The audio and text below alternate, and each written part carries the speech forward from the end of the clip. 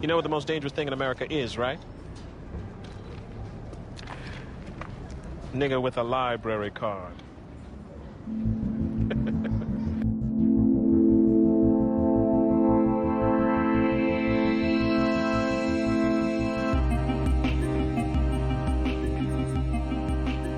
This is the Most Dangerous Thing in America podcast, a show in which we read books by black authors, and they're talked about by a black author, and you can listen if you are black or not black. That is okay. This week on the podcast, I'm wrapping up It Was All a Dream, Biggie and the World That Made Him by Justin Tinsley, a writer from The Undefeated, and usually, does sports, or at least that's what I thought, but then released this book last year, and it's great. So I've finished the last 8 chapters finally. I was supposed to finish them last week, but life got a hold of me, busy there. In other news, I was just thinking of a good podcast title. The Great American Podcast. Like the Great American Novel. Somebody's had to have done that, right? I didn't Google this before I got on recording here, because I just wanted to let it burn, I wanted to let it ride, In the days before Google, what would we do if we wanted to know about a podcast? How did we Google podcasts before Google? So look out for the Great American Podcast. Might be my second book podcast after I finish this busy year that I have. But anyway, on this podcast, we are discussing Biggie, It Was All a Dream, last 8 chapters, and we know how the story ends, right? So we left where Biggie had released one of his albums. Pac had turned on him. The rivalry had heated. Rivalry, whatever. Pac had got shot and thought there was a rivalry between him and Biggie specifically when that didn't appear to be the case. And yeah, that's pretty much where we left it. And then everybody knows the story from there. I don't think that I'm going to break any new ground. And again, Justin Tinsley wasn't trying to do that. He was trying to give us context and tidbits and interesting pieces of information. So I thought I would freestyle a little bit. I'm going to flip through the places that I had marked and just make observations on them. I'm not even going to give you a timeline. If you want your timeline, here's what happened. After Pac got shot, he went a little bit wild and started accusing Biggie of all kinds of things. There was records released back and forth. Then in Vegas, he went to go see the Mike Tyson fight. He got shot. He died. Biggie, after that, tries to live his life and, shine and do good things and come out with the second album. And he's in California, and he gets shot, and he dies. Pac was alive for a little bit while after he was shot. Biggie died pretty quickly. There's your timeline, okay? Instead, we're just going to hop around, and this will be in honor of the last hip-hop book I'm going to read for a good little chunk here, although I just did see 2 more on my shelf. But I can't keep reading nothing but hip-hop books. I can't. It's the same thing with music sometimes when I get stuck in the hip-hop thing. I'm like, okay, you should try to listen to something that isn't hip-hop, but it's difficult. But anyway, in honor of the last hip-hop book that I'm going to read for a while, we are going to freestyle podcast and just flip through these pages, and I'm going to try to do it without pausing, because, it's a real freestyle. No, I didn't write this. Okay, so the first thing that I wrote down here was, or not that I wrote down, that I marked was E40 versus Biggie in the Bay Area. So Biggie had come out to California. Obviously, by this time, things were heating up and between the East and West. And what's interesting about the West Coast, for anybody who's from here, we know how much NorCal and SoCal, it's not even like a divide. It's like 2 different countries in terms of communication with the other side, at least back in the day. I mean, you got that big old chasm in the middle of Bakersfield. You're not gonna, if you're in LA or a suburb of LA like myself, a far suburb, like an hour away, but still considered part of the greater Los Angeles region, you're not gonna just mosey on up to San Francisco like it's a trek. So there's really no connection there. It'd be like New York City shouting out Ithaca. Is that far enough away in the great state of New York? It would be odd. So anyway, the fact that E40 had beef with, that people up in the Bay had beef with New York because they recognized the East versus West thing is kind of interesting, because I would say all those West Coast death row guys are SoCal guys through and through. It's not even close.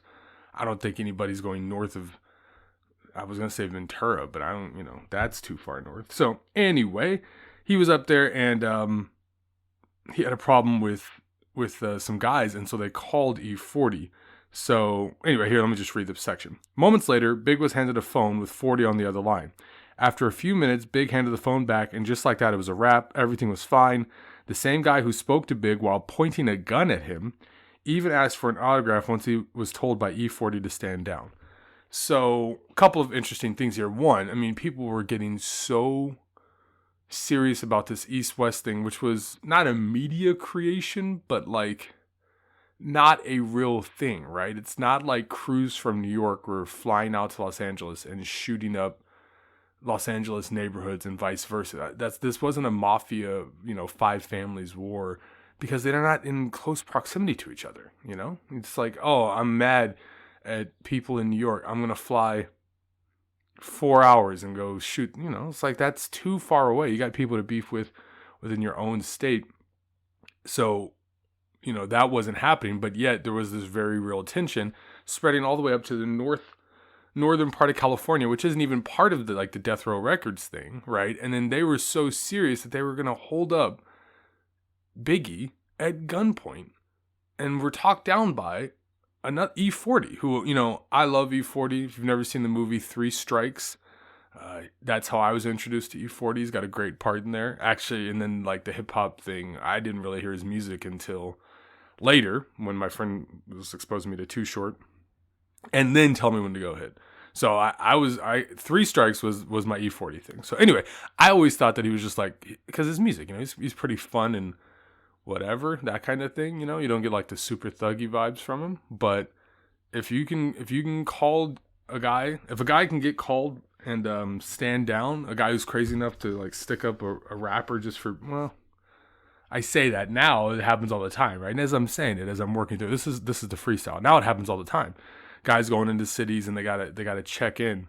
So I guess this was the very early version of that, right? Now that's a thing. They say if a rapper goes to a city and he's not from that city, he's supposed to call and check in and be like, hey man, I'm in here. Don't let my chain get snatched or this happen or that happen. So I guess this was the early version of that. It's just that before this, it was what an escalation, Before this was Run DMC doing corny ass raps on MTV. And then all of a sudden it's guys with guns being like, yo, we don't want you here because you're from Brooklyn. So that's just quite the escalation. Okay. Next thing I earmarked here. I just like this big line. I just thought it was funny. Temptation is a motherfucker. You in the industry, girls sucking your dick for nothing? Suck your man's dick just to get to suck your dick? That's the way it goes. It's crazy, but it's real. An amazing line. Suck your man's dick just to get to suck your dick. He's the Biggie reflective interview lines are fantastic. As much as I love Biggie, I'm not big into going back and watching all the interviews of a guy. So thank God for Justin Tinsley, who must have watched, hundreds of hours of stuff and podcasts, and he watched all the documentaries and everything to pick out these little snippets where Big says something so, whatever. He said he went from ashy to classy, so I don't think it's any kind of knock to say it's ghetto Socrates shit. Some of these lines, so there you go. Not ghetto in the pejorative sense, ghetto in just the fact of the matter sense. Okay, next note, page 243. We got Jermaine Dupri on Drink Champs, and I think my big note here was just that Jermaine Dupri has been famous for so long. I just didn't realize it, because the Nelson George book does a good job, and so does the Jonathan Abrams book of talking about the regionalism in hip hop. So the early 2000s for me, I guess, for somebody 10 years older than me, it would have been the early 90s, where acts from different, Outkast jumps on the scene or something like that. For me, there were these acts coming from different parts of the country, and I was just like, I never heard of that person. They must be new. And then, you get older and realize no, Jermaine Dupri was in this thing from the beginning. But so that was the first thing. And then the second thing was about Lil' Kim. they're talking about their strategy for marketing her. And Rivera says, my strategy was consistent when it comes to Kim. She wasn't the wife. She was the high-end side chick to drug dealers. Rivera said in Clover Hope's The Motherlode 100 Plus Women Who Made Hip Hop. We placed her in a world that we were living in, and it was, you wear all the finest things because the number one drug dealer. You're a side chick, and he buys you everything. It's all driven by the male hormones, the male ego, the fantasy, and it's not about love. It's about being nasty. I thought that was interesting because I used to make this observation about comedians who only talk about sex, and I never extended it to female rappers. But yeah, it was about female comedians. Now, to be fair, it should have also been about men too who were doing that, but that wasn't the observation I was making, but it should have been. But yeah, I used to make that observation that sometimes you would get a female comedian who was always talking about sex, and it was like, is she doing this from an actual perspective that she cares about, or is it just to get men to listen, basically? And I'm not saying that a woman can't talk about sex 1,000 times in a minute. That's not what I mean. What I mean is kind of like what Marlon James was talking about, or what Claire Boyce Watkins was talking about when they were talking about the audience you write for. You know, Claire Boyce Watkins was saying like, oh, we write for white men. And Marlon James was saying, well, we write for white women, in that interview he had with her that I reference all the time. And in a way, it's the same thing with some female comedians and some female rappers, where it's like, are you doing this because it makes you seem like the male version of a woman, or you're contextualized in the space of being in a man's space. Like, we only understand you as a sexualized object as you relate to men. We don't care about what you actually have to say. I don't know. And if I'm being 100% honest, I didn't listen to Little Kim like that. So I don't know. But that's apparently what Rivera is saying here, is that, yeah, that's what we did. Sure. If I was naming my top female rappers, I don't think that's what they're doing. Like Missy Elliott, I think, is the best. I don't think it's particularly close. Lauryn Hill is awesome. She just, is she a rapper? Is she not? How many records, etc. And then I, really liked Debrat in the 90s because she had a couple of great hits. But I don't think that's what they're doing now for female rappers. I don't know. I'm not Cardi B or Nicki Minaj. I don't like them. I don't like Nicki Minaj for her rapping, put it that way. And then Little Sims, this British rapper, she's cool, but she's British, so that's going to be a problem. Funny accents. Okay, next line. Continuing with the Lil' Kim thing, Biggie and Lil' Kim had this tumultuous relationship, and so Justin Tinsley compares it to Miles Davis and Cicely Tyson. And part of the reason he does that is because Miles Davis was a piece of shit, and that's well documented. And he's trying to point out that, like, a person can be many things, which Biggie was. And so this Cicely Tyson line, she said, when asked by Atlanta Magazine years later if people should feel guilty about listening to his music, she responded no, and that if Miles' spirit were to ever return, that hopefully it would be as beautiful as his music. And also, I think on top of that, to not listen to Biggie's music because you found out he was, a womanizer or whatever, would be to traffic in the most naivete possible. There's no way you could have listened to his music and not thought he was a womanizer. So, or that he sold crack. It's all there. So that that's another interesting thing about the not being canceled in the black community thing. It's tough to have a referendum on people who are, and specifically hip hop, so not all black people, obviously, but it's tough to have a referendum on black people in hip hop because it's like, I can't believe you did this thing. I knew you only as the guy who was constantly getting his dick sucked and selling crack, like, and now you did this, so it's gonna be tough. It's gonna be tough. Like, what could you do that would be worse?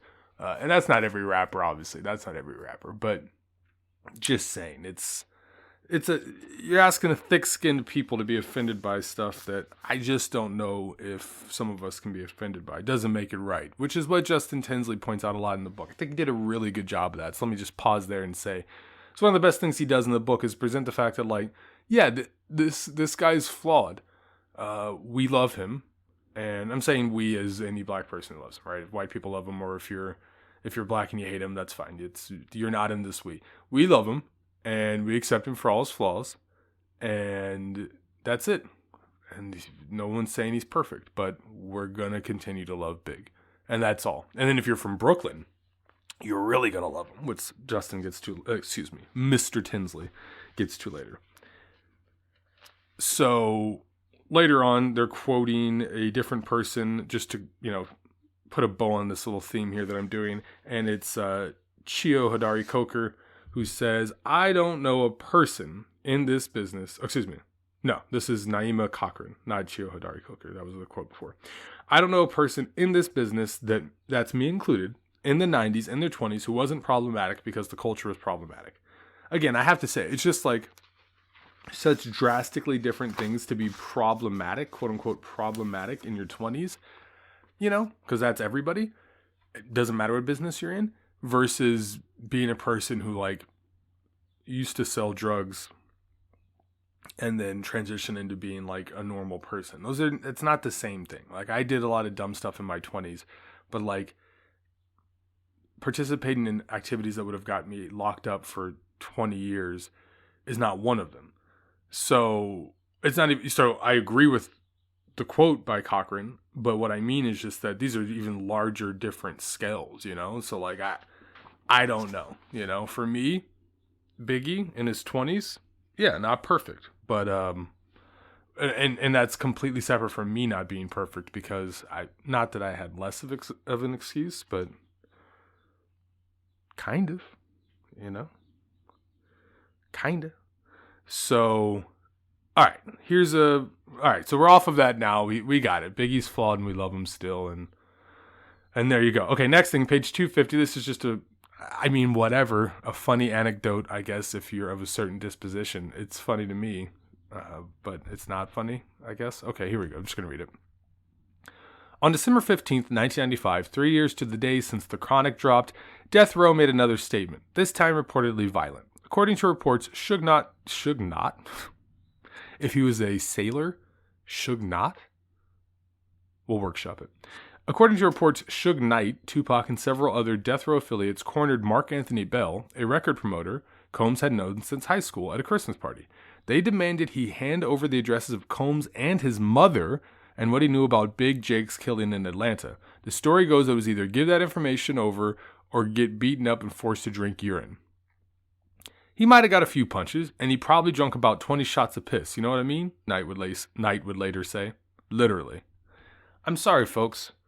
Somebody drinking piss is funny. Now, it's not funny that Suge Knight was threatening Combs' family, and it's not funny that Mark Anthony Bell literally had to drink piss. But it is still kind of funny. All right. Mark Anthony Bell, though, what a guy. He's just a record promoter. Right, he had known Puffy since high school. Okay, and he takes 20 shots of piss. That's a dude. I don't know. I mean, I assume I would take 20 shots of piss before outing like one of my best friends, or whatever. I just wouldn't out them. But still, you got to give it up. When you get back, it's a little bit of a Key and Peele sketch where you get back and you tell your friend like, yeah, man, 20 shots of piss, I didn't tell him. And then he just turns around and announces to everybody, this motherfucker right here just took 20 shots of piss and he didn't say shit. And then he brings them around to like some girls are standing there and he's like, hey, this is my man right here, Mark. He just took 20 shots of piss for me and he didn't say nothing to nobody. It would be that kind of thing. It's very enjoyable to think about him drinking this piss. It's probably a problem that I think that. Okay, on to the next one. So we have a section that I just really enjoyed, which was about Tupac, and it's all about how like people felt when Tupac died and what it meant and who he was and just his final moments on earth. It's page 267 to page 268. I'm not going to read the whole thing. It's too long. I'm not even going to read a part of it. I'm just going to say that I thought it was beautiful, and I think that it was some of the best writing in the book, and I thought that Tinsley just did a great job of capturing the moment, how people felt about it, how people still feel about it, how much, Tupac has reverberated through the community even to this day. Now it's started to wane a little bit. We're starting to get to the point where people are young enough that they're like, well, Tupac, I know the name, but whatever. It's just like a name of a guy. But still, he's still revered and loved and everything. There's been, I would say, the only rapper that's come along that's gotten that kind of crazy cultish love, especially, the LA thing. The easy one is Nipsey Hussle, right? Nipsey Hussle is the easy one. But even then, that's pretty regional and pretty specific to black people. Like Tupac is a nationwide beloved black figure. And yeah, so this section just very well written and good, and it hits all the notes on something that's not easy to do. All right. We're almost to the end here. I see I have written like 3 notes in 2 pages, so got a star next to this one. It's another Biggie Ghetto Socrates line. He says, I often have to say to myself, watch what you're doing, Big, because you're not on Fulton Street anymore. If a nigga say fuck you, you can't shoot him. You just can't do it, Big. It's a great line. Hey, you just can't shoot him, Like he has to remind himself not to shoot a guy. It's very good. You can imagine him delivering it smooth. So this is why he's Frank White. And then speaking of why he's Frank Wright, did I say Frank Wright? Not the architect. All right. During a break from the marathon video shoot, Big received a call from the actor Christopher Walken at his hotel room. Walken had played the character Frank White in the 1990 film King of New York. Big was like, yeah, right, and hung up the phone, said D-Rock. Big had been calling himself the Black Frank White, and then he called back like, no, I'm serious. I'm Christopher Walken, and I'd like to come meet you. Big was so happy, but they never met. It's just pretty amazing. Christopher Walken, we all know the deal there. He's obviously iconic, legendary, weird person with a super specific voice cadence and persona. And then he's calling a guy who's all of those things as well. Big versus Christopher Walken just in a room would have been amazing. And the fact that Christopher Walken was into meeting Big is just also amazing. So that's cool. Really like that. And then I thought I had one more line here, but I guess I didn't. No, I guess I didn't.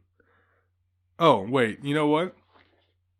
The only other line was like, so off of this story, he's in LA at this point, and he's just kind of, this is when people want him to not be in LA because things were still kind of heating up or whatever. But so one, he was fans with Malik Sealy, who was on the Clippers. And so 2 nuggets that I didn't realize were that in 1997, the Clippers made the playoffs. I don't have any recollection of that. And I'm trying to think how that's possible. 1997? Because they didn't get Elton Brand until, I feel like 99, 2000. So who the hell was on that team? I got to look that up. But like I said, we're doing it without Google today. And then that Malik Sealy was friends with Jay-Z. Didn't know that tidbit. So, and that he was friends with Biggie. I mean, whatever. Yeah, obviously. But yeah, I also didn't know he was friends with Jay-Z. Okay. So then, it is a lot like, in the Dave Chappelle sketch where like Eddie Murphy and Rick James are friends. And it's like, they're friends just because there was only so many famous black people in the world. And, like the Black All-Star Game, or the All-Star Game, the NBA All-Star Game is the Black Super Bowl and all of that. It's like, oh, of course Jay-Z would be friends with Malik Sealy. Because 1, they're both from Brooklyn. But 2, like, if you reach this level of fame, you're in the NBA, you're a rapper. At that time, Jay-Z wasn't who he is now. He was famous, but not like that. Wasn't even 1/100th as famous as he is now. But yeah, of course you're going to be like, oh, okay, we both made it, and there's only so many black people in this country. So, we'll be friends. So, only so many black people in this country and from Brooklyn. So there you go. And then the last thing is just Biggie's death. And so, yeah, fitting place to end. Let me put my bookmark into this book. Fitting place to end because about Biggie's death, I had never really, around 2003, I stopped wondering. I remember me and my friend Eddie read a book about it, or, well, it wasn't a podcast, so it must have been and it wasn't on YouTube, so it must have been a book. I can't think of what else we would have been doing, a newspaper. But anyway, we read about Tupac and Biggie's death in as much detail as we could up to that point, And at that time, I believe, and what I mostly believed, was that Tupac had been killed by Suge, and that Biggie had been killed by, like, Suge. So I just believed it was all Suge. And then I remember some years after that, hearing about the police and stuff like that. And Justin Tinsley lays it all out in here about the police and what most likely happened, and how it's in this book called Murder Rap that I will be reading. I don't think that counts as reading a hip-hop book, but maybe it does. But so the point was that I had more or less given up on this idea of ever knowing or even caring about it. It's an interesting mystery, but I didn't need it, I didn't need it. But this has rekindled my curiosity about it now. So I find that interesting. And then the thing I find the most interesting, and that I just didn't know, and I guess I just didn't pay enough attention, is that Diddy, had, his hands are dirtier than he would like to admit in all of this. And I didn't know that. I never knew that. I never paid attention to it. So I always just thought Suge, but it looks like it's a little bit of what happened to Tupac also happened to Diddy, where it's like you're involved here with some guys who are a little bit heavier hitting than I think you realize, and it's getting you pulled down into the muck. And so ultimately what this book really becomes about is art imitating reality and reality imitating art, because you have a couple of guys who are real dudes, Biggie, Suge, and then a couple of guys who are not, who never did that level of street stuff, if any at all, in Tupac and Diddy.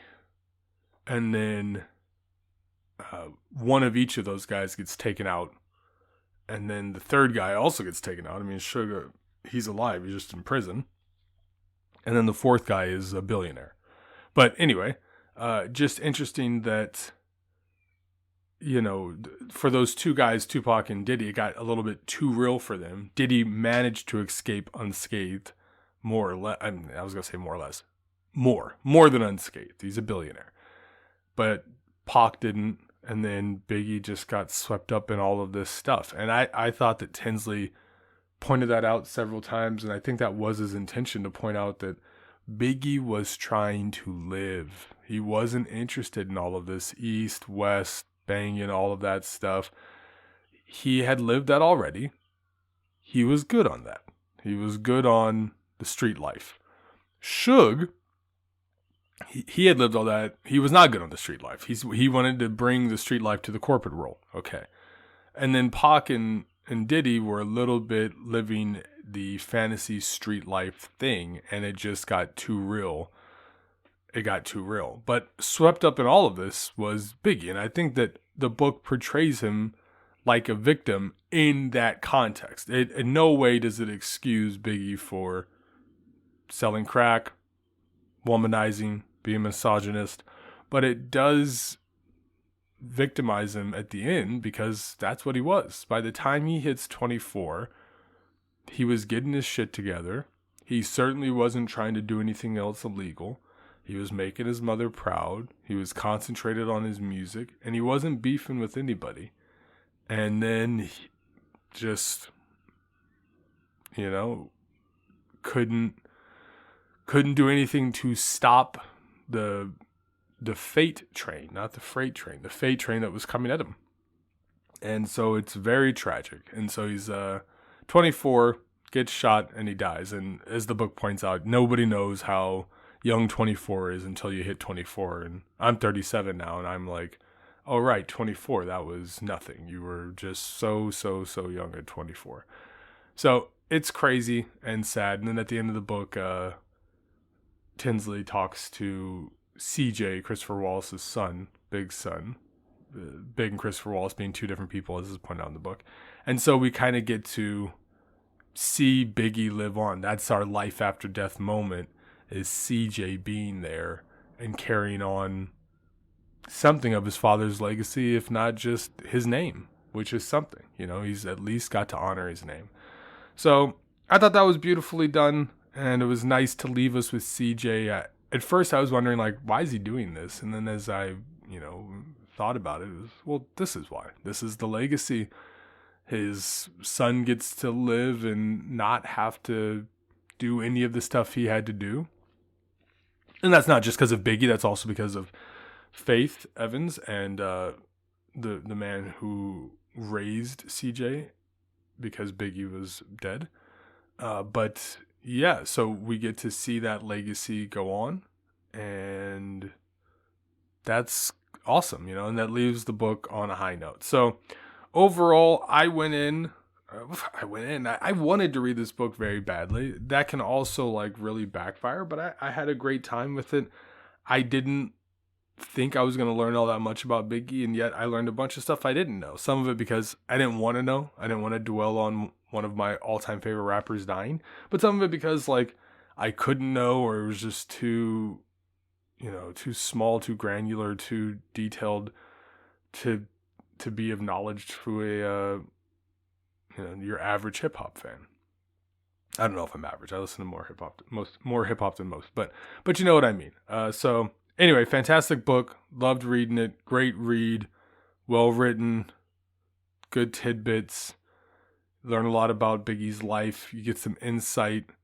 And yeah, it takes you on the journey, and it does it really well for, reading about a person who we all know the story. That's the craziest thing. It's like, I know the Biggie story, and this isn't going to be like, you thought you knew the Biggie story, but here's this. It's like, no, this is still just the Biggie story, and that's what makes this such a well-written book. It's the same story. He's not breaking new ground in that sense. Like, it's not like you thought it was about this, but actually it's about that. And still, it's a great book. Even though it's not doing that, like, check this out, you didn't know this thing. It's still a great book. So, big shout out to Justin Tinsley. Loved the book. And yeah, check it out. All right. That's going to do it for this week on the podcast. Check out stuff in the show notes, all kinds of stuff. Instagram, Twitter, TikTok for the lone TikTok video. Maybe I'll only ever make one TikTok video. Maybe that'll be it. It's kind of funny. And what else? Oh, the music, it's by TheKeepRunning. And yeah, I think that's it. Follow stuff, follow the podcast, iTunes, Spotify. That's the name of that company. Pocket Cast. iTunes also. Don't follow on iTunes. Nobody does that anymore. Apple Podcasts. Podbean. Whatever. And then, yeah, I will be back in 2 weeks with a interview. First interview on the Most Dangerous Thing in America podcast. An interview with YesOGD. So look out for that. And yeah, until next time, stay safe, stay black, and keep reading. This time enough at last. That's not fair. That's not fair at all. There was time now. There was all the time I needed. That's not fair. That's not fair.